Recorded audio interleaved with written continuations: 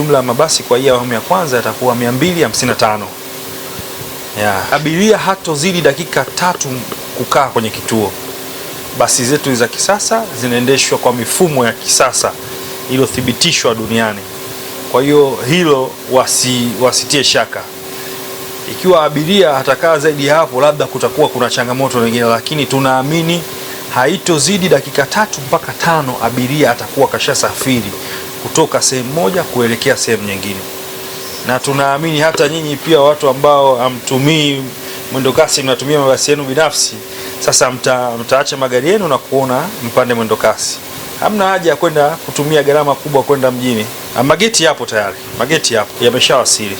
Naamini imeshaanza kufungwa tayari. Labda ukiangalia baadhi ya vituo tayari imeshaanza kufungwa na mengine yako katika hatua za mwisho. Si hatunaanza na kadi moja kwa moja, ni cashless. Lazima uweke pesa kwenye kadi yako na ndio utaweza kusafiri kwenye mabasi yetu. Sisi hatupokei cash, na hizi kadi tayari dati wanazo, na wanazo kadi za kutosha na zipo, sio kama za kutafuta au mseme hamna.